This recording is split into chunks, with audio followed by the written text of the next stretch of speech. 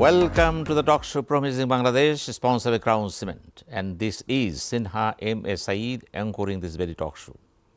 Well, viewers, today we have invited two guests. One is Mr. Bobby Hajjaj. Thank you.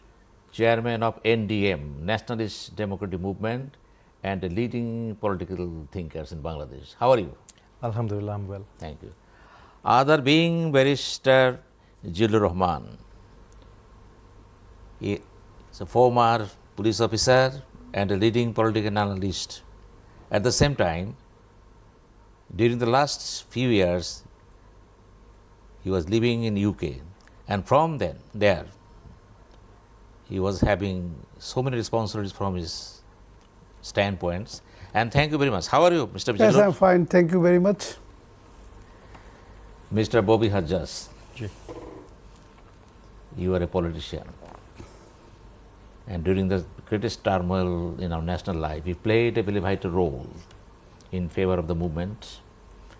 And I have personally watched your so many videos in talk shows and televisions everywhere. And what is your focus on the fall of Sheikh Hasina? First and foremost, thank you so much, Dr.Sinha, for the invitation. Through you, I want to convey my salam and regards to everybody who's watching this show. The fall of Sheikh Hasina, or Sheikh Hasina's regime, was a big win for democracy in Bangladesh. I would say it's not just a big win for democracy, but it's a big win period for Bangladesh. One of the biggest wins we've had, the only win that we can compare with the fall of Sheikh Hasina is us winning our independence back in 1971. Because the repression that was caused by this government over the last 15 and a half years can only be compared to colonial governments of yore. 100 years ago, before the Second World War, how the colonial governments, repressed people, how they oppressed the masses, how, sort of freedom of speech, freedom of movement, any sort of political assembly was, sort of completely banned. Those are the sorts of things Sheikh Hasina's government did over the last 15 and a half years. So, and we've been fighting against this repression, and that's why we started calling Sheikh Hasina's government a fascist government since 2014. Because if you recall, the 2013-14 election was the biggest sham election that had happened, that had transpired on this territory in our country till that time, since 1971. So we started calling her a fascist government because it was a fascist government. And even before that, we started struggling, fighting against this government. Our fight was for democracy. Our fight initially was not against Sheikh Hasina or Sheikh Hasina's government. It was a fight for democracy. But after 2014, it really became quite clear to everybody who was there to see that if you wanted democracy in Bangladesh, you had to remove Sheikh Hasina's fascism. And we struggled. I mean, I personally, what in Bangladesh we call goom. I had to experience goom. Many sorts of, repression from the hands of the government, from the hand of the Sheikh Hasina government. But I was not the only one. Hundreds of thousands of opposition leaders and workers suffered those over the last 15 and a half years. Many never to return again to their homes, to their families. Many mothers' wombs, will never be, they'll never come back. Many kids' parents will never go back. And all of this perpetrated just to hold on to power and loot this country. Because anywhere you look, everywhere you look, this government the repression was really based on looting, just like colonial governments. Like, think of the East India Company. Whatever repression that they did was not based on any sort of governmental principle or any sort of principle. Like, look at the Nazi party. It was wrong principle, but some political principle. Look at communism, wrong principle, but some political principle through which hundreds of thousands, if not millions of people perished. But Sheikh Hasina's government's principle was looting. Thanks to Almighty Allah, and next, to the youth of this country. Because for the last 2 months, the youth came alive.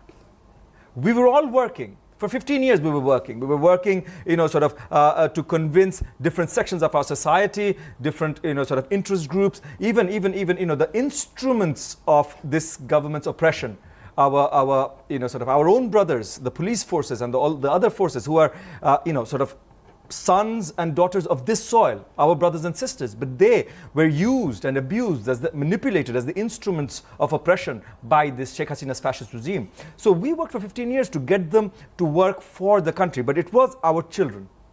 It was the students on the streets over the last 2 months who got everybody together. So any big revolution needs a nodal point. Sometimes it's a philosophy, sometimes it's a leader. This particular movement, it was our children. They became the nodal point. It was around them that we all converged. Us politicians, we were working. Us activists, we were working. But when our children came down on the streets and when bullets were fired at our kids, at the children, at our future, everybody galvanized. Politicians, political activists, lawyers, doctors, teachers, everybody. Everybody came together. The first point was save our children. And then the second point very quickly became apparent that if we wanted to save our children, this fascist government had to go. And so by the 5th of August, the whole nation had come down on the streets. And the Sheikh Hasina fascist government had to fall. The thing to remember now is we have sacrificed a lot to ensure that this fascist government falls. Now, our job is to ensure that a fascist government like Sheikh Hasina or this Hasina government never implants itself in this country. I will again. come to you again. Thank you. Well, Ms. Barrister Zillur, you are not a mere voice. You are a voice around the world during this day's turmoil. Now you are in Bangladesh. What is your overall, not understanding, realization about the fall of Sheikh Hasina? Thank you. Actually, I'm very glad and I'm very happy that I could come to Bangladesh and I can move around without any fear that I am not being groomed or I am not being kidnapped or I am not being wrongful confined. And for the last 16 years, as I had been with the police background and I worked for the police last 28 years, and also I had also 2 years experience with the military, so almost the 30 years. So with these 30 years, I have found for the 16 years the police did not follow any of the procedural law, neither they violated the constitution. And the police actually they work to keep one man into the power, and for that they did what not. So when I came in Bangladesh and everybody was so happy and glad. They were saying, and they're expecting this caretaker government. Hopefully, they will do the most of the major infrastructure and institutional development. Because for a caretaker government or the interim government, it's not very easy to deal all the matters. But what I can gauge or what I can understand, but some of the important institutional infrastructure development they should do. And just when you called me, I was in the Home Ministry, and the VP Noor and the Rashid and some of the student leaders, they went to the Home Advisor, and almost they were almost 400 to 500 the students, the VP Noor and the Rashid, they were giving lectures. When they have seen me from a distance, and they just came, they ran away and just hugging me, and they were saying that you had been the inspiration of our speech for the last 1 year, especially just before the fall of 5th August. And I believe you have also seen my video, and I said that Sheikh Hasina has to go and go and go. No option, no option, no option. And that gave them more inspiration. Although I was not physically present, but my voice and especially my legal interpretation, also the constitutional interpretation, that gave them very inspiration, and also to the political leader. So that make me very pleased. And also when I see the students, the leaders, coordinators, they make me call, and they think and they express that they have got the second independence, and all those kids are young. And most of them had not seen our independence in 1971. but they now feel and understand that the feelings of independence. But I gave them advice.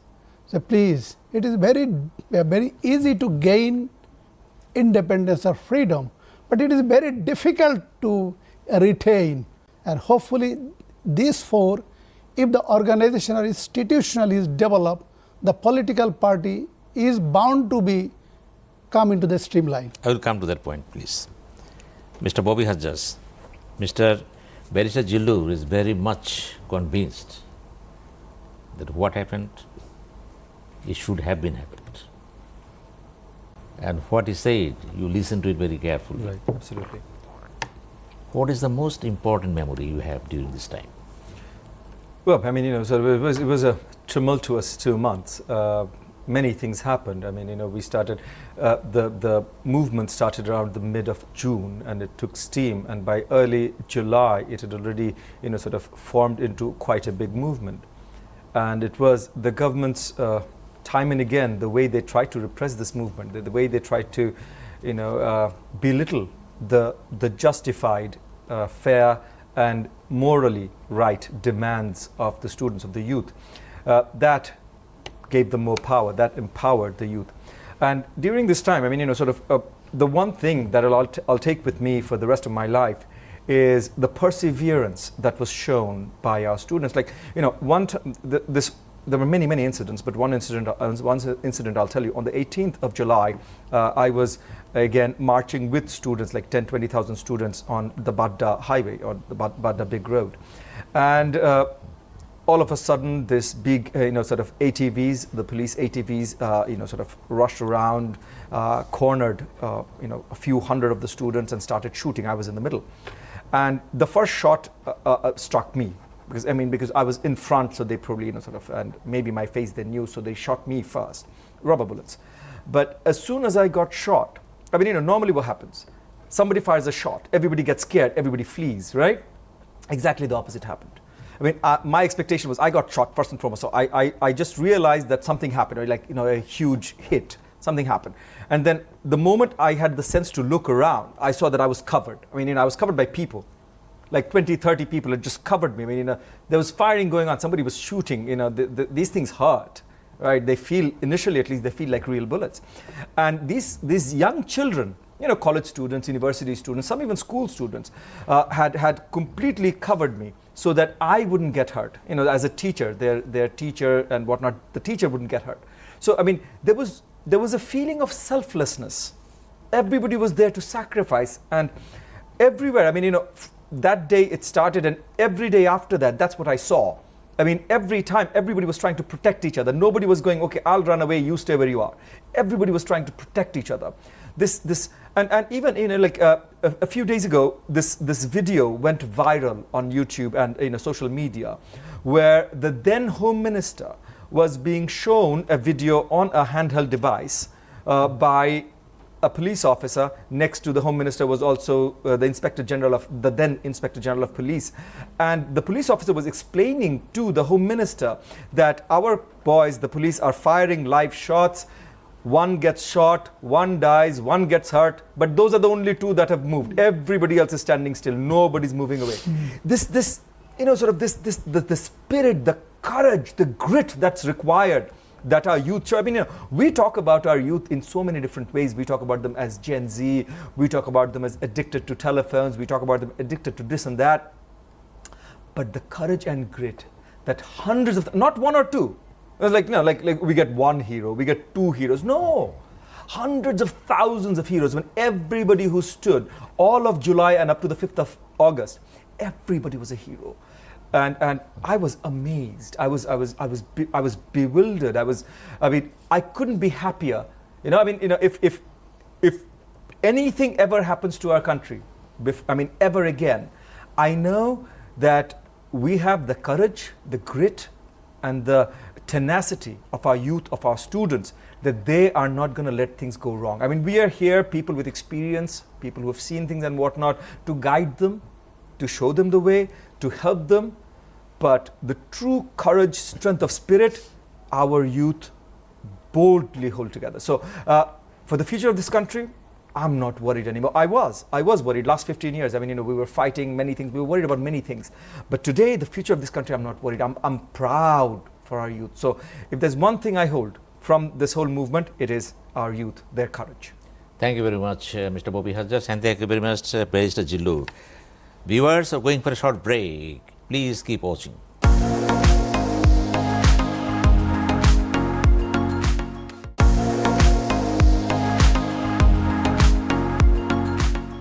Welcome to the talk show Promising Bangladesh, sponsored by Crown Cement. We are back to the talk show, and we are having talks with Mr. Bobby Hajjaj, Chairman of NDM, and Barrister Zillur.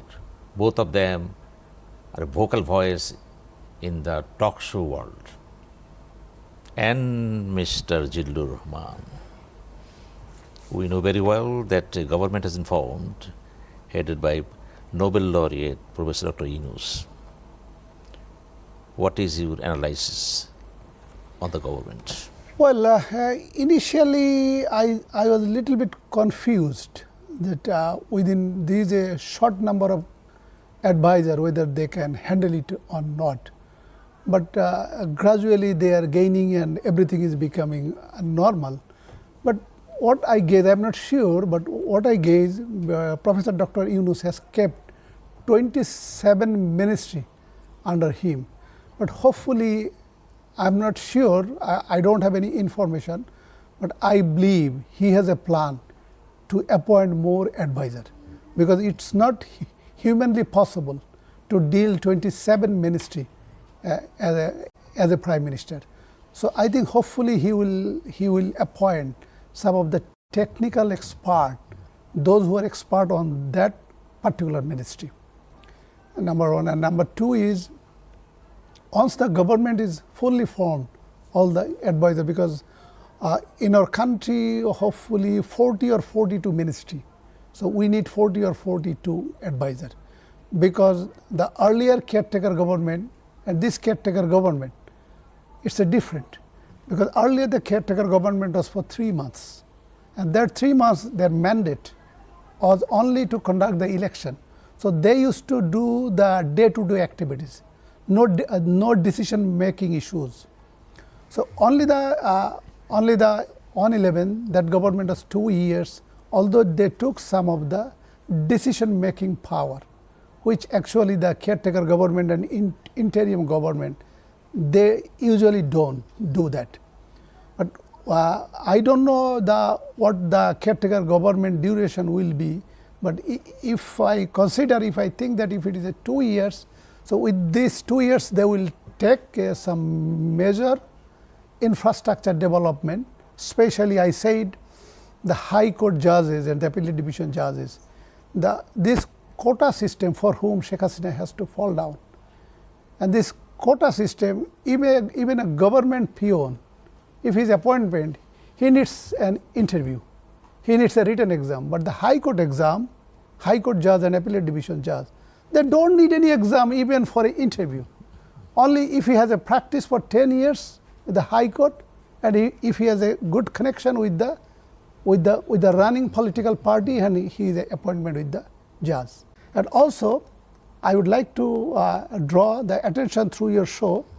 There was an attempt, the Police Reform Ordinance 2007, and that was proposed, and I was one of the member of that committee. And we made a very fantastic proposal, ordinance, but caretaker government initially agreed. But at the second year, I don't know, they did not agree, and they thought if we want to be in power more, we also need to behave the political party as they did it.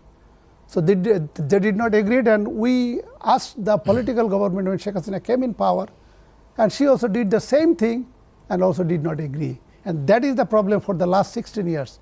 Police is in this position, and the police, the acceptability to the common people of Bangladesh, it's not zero, it has become minus. These are the problem. So these are the issues. And also, if you go to the military, but the last 16 years, they have categorized when they goes for the promotion board. who belongs to BNP, he is given the B, who is Arm League A, who is the neutral, he is a N, who is a anti-Arm League, he is a AA, who is a Jamaat, he is a J, and thereby they have been promoted. It is happened in the all area. So I will urge and request through your show in this government, those who are policymaker, especially Dr. Asif Nazrul, Home Advisor, and the Chief Advisor and the other advisor. Please, you must give more attention. These are the democratic institutions for their political party will be bound to do accordingly. Because if you give the authority, enormous facility to the political party, they will not usually adapt all those good issues because they want to remain in power. Thank you very much. Mr. Bobby Hajjaj, Yes. what is your focus? Thank you again. First and foremost, it was very nice to hear my honorable co-discussant because of his expertise, especially in sort of the administration of the police forces. He's one of the insiders, and I do hope, I know that he was one of those who suffered at the hands of this despotic government. So I do hope that now that this despotic Awami fascist government is gone, he gets reinstated in his rightful position in the police forces for all, sort of all that he has done throughout his able career. Regarding the government, many points have been coming up, and many detractors of this interim government, and I believe most of the detractors of the interim government are people who are left behind by Hasina's fascist regime, and they've been trying to question the constitutionality of this interim government. It is quite clear, as sort of my honorable co-discussant pointed out, that it is a constitutional interim government. It is constitutional by the Constitution's doctrine of necessity. It is constitutional, so there's not much argument there. There are a couple of things there, operational and pragmatic. Whenever we have a government, the government always comes with a mandate, and the government always comes with sort of a mandated target. So for any elected government, the mandate usually is betterment of the people of the country and overall betterment of the country. For any government that's not an elected government, and the only sort of example that we have of such are caretaker governments that we have experienced from 1990, and caretaker governments' mandates have always been a free and fair election. Now obviously, normally up to 2006, when caretaker governments took on the role of a caretaker government, there was a smooth flow of governmental sort of activities, and so they could sort of clarify their mandate, they could clarify the time frame, 3 months, so on and so forth, very easily. This time around, we've had a massive revolution, and this is an interim government after a massive revolution. So obviously clarifying anything is difficult, but operationally this government, this interim government, and again we all wanted this government. I personally sort of also asked for Dr. Muhammad Yunus, the Nobel laureate, one of the brightest names of our country globally, to be the head of this caretaker government, and I applaud each and every member of the current government.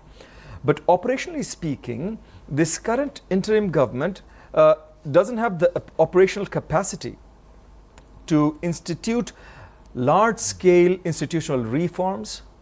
Forget the mandate, I don't think that's there to begin with, large-scale institutional reforms, but they do need to initiate reforms, institutional reforms, but institutional reforms that are directly related to hosting a free and fair election. Because over the last 15.5 years, as we've been discussing today even, that every institution has been politicized. The court politicized, as again my co-discussant was pointing out, that sort of how they have politicized the police forces, how they have politicized the judiciary, and so on and so forth. This politicization, we've got to get rid of it, and the interim government has started in a very sort of robust way. They have sort of asked for the resignation and received the resignation of the justices of the appellate division. I think so with the judiciary, many biased justices of the High Court division is probably going to be next. They've already asked for and received the resignation of the Inspector General of Police and many other important positions, including the DG of RAB, the Dhaka Metropolitan DMP Commissioner, and so on and so forth. So these are happening in many different positions. These positions have to be changed. Maybe some basic rules and regulations has to be changed as well. But that is the level of operational institutional reform that is, I believe, possible by this government, and that might fall under the actual mandate that was given to this government by the revolution. So the revolution was a people's revolution, but the people didn't vote for the interim government. There's also a pragmatic angle to this. What is the basis of power of this interim government? Now, we need this interim government to be very stable. And we are all working, I mean, us from the political arena, all the political parties, and I believe even, personas from the media like yourself want to support and stabilize this government so that it is stable. But to be pragmatic, it is our consensus, all the political parties and all of us, interest groups, it is our consensus that is the basis of power of the interim government. And this consensus will be limited, always. I mean, whenever it comes to consensus, there is always a limitation of how much consensus we can arrive at.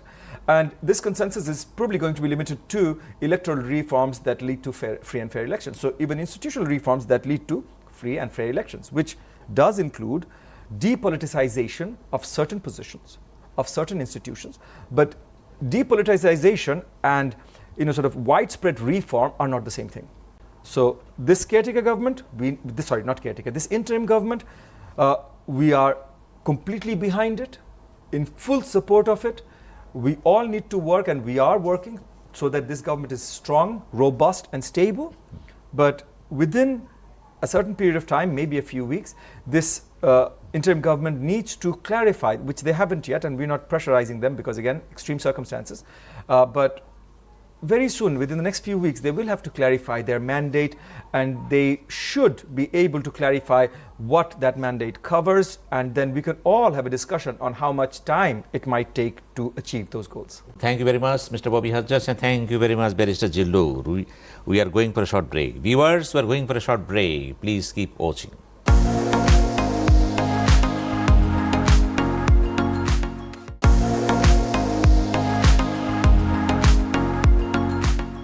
We are back to the talk show Promise Bangladesh, sponsored by Crown Cement, and this is Sinha M. Sayeed anchoring this talk show. We are having talks with Mr. Bobby Hajjaj, Chairman, NDM, and a leading political analyst, and other Mr. Barrister Zillur Rahman. He is also a leading political analyst and former police officer, Barrister Zillur Rahman. We know very well India is a very big factor in our geopolitics, especially in Southeast Asia. Former Prime Minister Sheikh Hasina, after resignation, she left for India, and now she is in India. Do you find any diplomatic or political catastrophe centering the presence of Sheikh Hasina in Delhi? Yes, sir, Dr.Sinha M. Sayeed, because for the last 1 year, if you have heard my video and talk, and hopefully I also had a number of talk with you, in regards to the geopolitical issue, I said the issue of Bangladesh is not the same as like the Nepal, Bhutan, Maldives, Myanmar, Sri Lanka, Afghanistan. I always said that Bangladesh is an exceptional, and that our political leaders has to understand. If the political leaders or the political parties, if they don't understand and absorb this difference between the other geopolitical issues of the countries with Bangladesh, I many of the time I said Bangladesh may be occupied by India. Why? Because you see that Nepal, Bhutan, Maldives, Myanmar, Sri Lanka, Pakistan, Afghanistan were never was the colony of the part of India. When the British ruled our country, the Indian subcontinent or the India, they used to mean the East Pakistan, West Pakistan, and the present India. Now, if you see the map of Bangladesh, the Bangladesh is the inside of India, because the west part is India, north part is India, east part is India, and the south is only the Bay of Bengal. So if we are not diplomatic, if we are not technical, because this land is very important for the India, for their sovereignty and independence of India. Had I been the Indian national, what the Indian wants, I could also want the same thing. But if I am a Bangladeshi national, in that case I have to be more diplomatic, more strategic. Because for the India, why the India took Sikkim? Because Sikkim was never and never part of the British. That was the protectorate state. Nepal was the protectorate state. Bhutan was the protectorate state. But the Sikkim took occupied by the India because the China will infiltrate, and that's why they occupied Sikkim.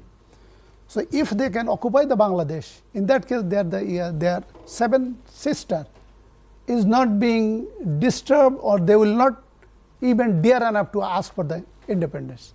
So in that case, it is very vulnerable for us against India. And the next point you asked about the Sheikh Hasina. I think it is a problem, because all the media and from the India, they are saying that nobody is accepting the Sheikh Hasina political asylum. I don't believe. I think this is a propaganda by the India to keep the people of Bangladesh that as nobody is accepting Sheikh Hasina, and so there is no alternative, we have kept Sheikh Hasina. So from your show, I request the Indian authority. She is our people. She was our ex-prime minister. Please, we have with the India extradition treaty, যুদ্ধ বিনিময় চুক্তি অথবা বন্দি বিনিময় চুক্তি. So India must send Sheikh Hasina, and the people of Bangladesh will try her in our normal court, because we have the court ready, the ICT, International Criminal Court. In that court, easily we can try the crime against humanity, genocide, and also it is a war crime, because Sheikh Hasina unofficially they declared the civil war, and that's why they ordered shoot to fire, and they ordered to kill the people. So in that case, the police, the BDR, the BGB, and the military, they did not follow the international humanitarian law and the Geneva Convention 1949. So all those crimes, it is a clearly genocide and also the war crime. And hopefully against Sheikh Hasina, there is a number of application has been given International Criminal Court to file a case. But your question, which you have answered, that the presence of Sheikh Hasina in India, is it a problem for Bangladesh? Yes, it is a problem for Bangladesh, because you did crime, and if you think that you did not make any crime, you are innocent. So she must come to Bangladesh, surrender to the law, surrender to the court, and if the court says she is innocent, fine, then she is acquitted and do the normal politics. And if not, she must be tried. She must be tried, and if she is found guilty as per law, she should be punished. Thank you very much. Mr. Bobby Hajjaj, Yes. you are a rising voice of the coming generation. At the same time, he is a political leader. Taking all these things taken together, what is your conclusion about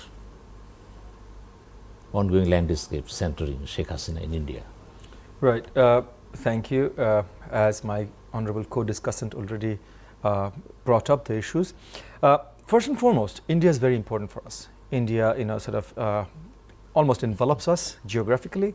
We have huge trade with it. It's a regional power. It's a regional hegemon.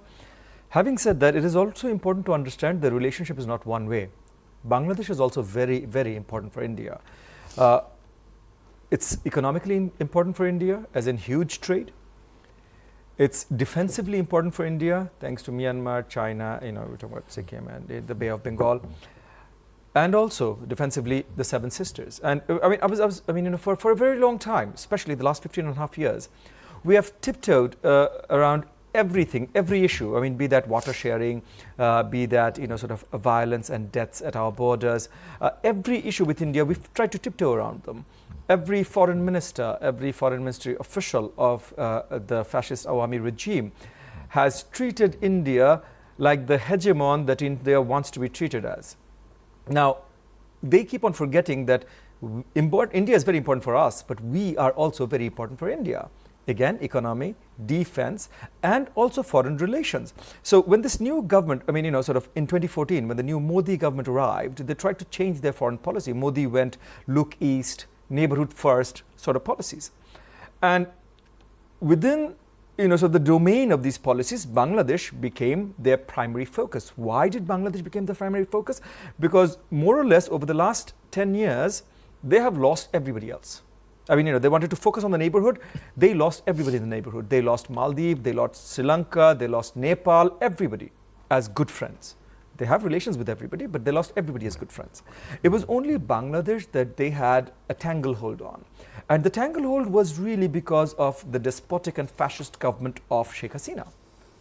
Now, I was thrilled, I was overjoyed when even before arriving back in Bangladesh, as you know, sort of the future chief of the interim government, Professor Mohammad Yunus, while in France, spoke to reporters, spoke to the press, and in no uncertain terms made it very clear as Bangladesh's future foreign policy that if India was not favorable and friendly towards Bangladesh, then India was the one who had to worry about the Seven Sisters.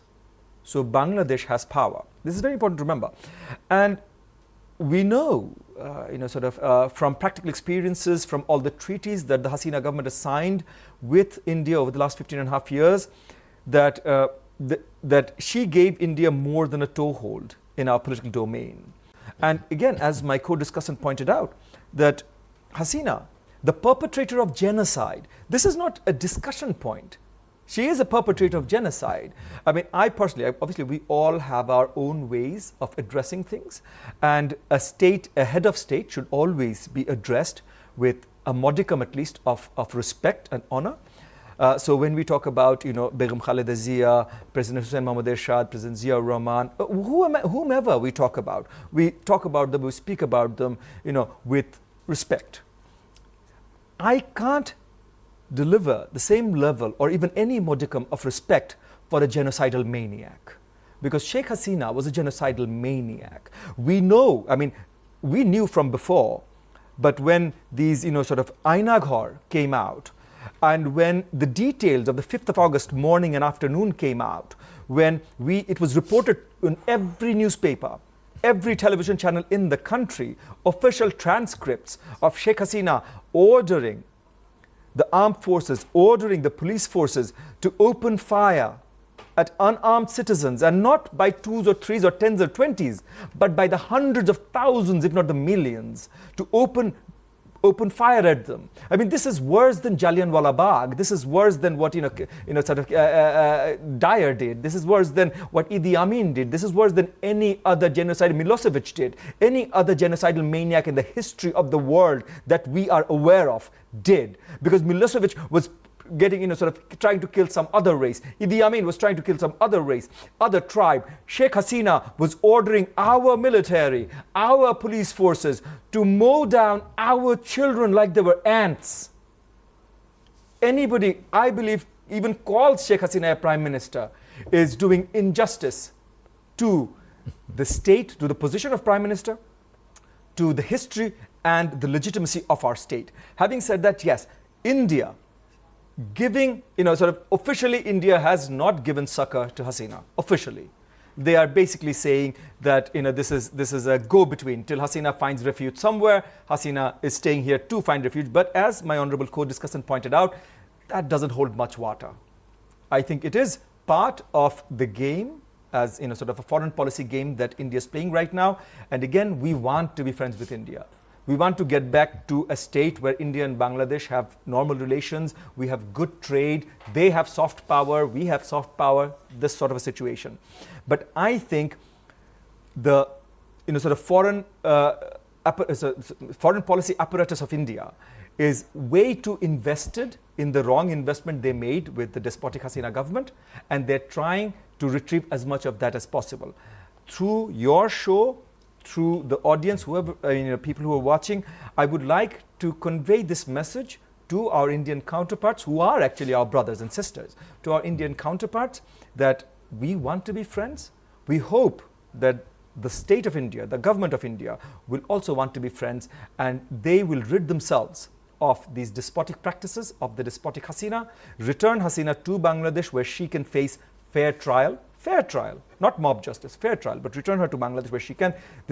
People who are accused or who are guilty of genocide need to go through the legal process. We need to show our boys and girls, our children, and we need to show the world that justice will prevail and does prevail in Bangladesh. And we want India to be our good friends in that measure. Thank you very much. Thank you very much, Mr. Bobby Hajjaj, and thank you very much, Barrister Zillur Rahman. And now we have to summarize everything.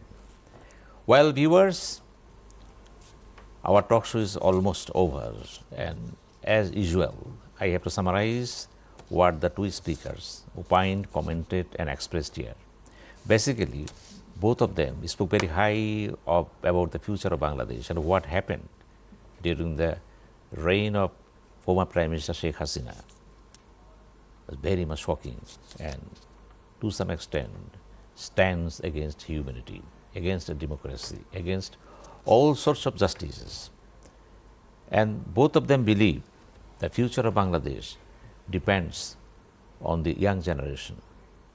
And Barrister Zillur Rahman categorically said that so many reforms needed in the field of judiciary, in the field of police and other areas. And Mr. Bobby Hajjaj also narrated the whole thing in the light of his own political understanding. And he emphasized that it is a time to get united. And about Bangladesh-India relations, both of them are of the mind, same mind, that the sheltering of Sheikh Hasina in India, maybe it doesn't matter at all, but India should take very broader perspective from their own standpoints. They need the Bangladesh. And if they need the Bangladesh, it doesn't mean India needs Awami League. It should play diplomacy all the tracks, 1, 2, 3, 4, 5, 6, 7, 8. And that is the only way. The India should understand the very mind of the people of Bangladesh, because India is very important in our foreign policy, because there is 7 sisters and we are a sandwich country. Northeast, there are 7, at this very moment there are 8, not 7, there are 8 states, including Sikkim. So India should understand the very importance of Bangladesh, and Bangladesh leaders, that Mr. Barrister Zillur Rahman said, should understand, realize what is the strategy, what is the geopolitics, and that need the very good quality of leadership in Bangladesh also. So the future of Bangladesh depends also the standard of leadership, and we all hope that India will understand Bangladesh, and Bangladesh trying its level best to be good with India. And we have seen, by this time, High Commissioner of India in Bangladesh had talks with our Foreign Affairs Advisor, Mr. Tawheed Hossain, and categorically the High Commissioner passed a message to him that India shall stand by Bangladesh during this time. Very positive mood and mood. And thank you very much. We'll meet you again in the next talk show. Thank you.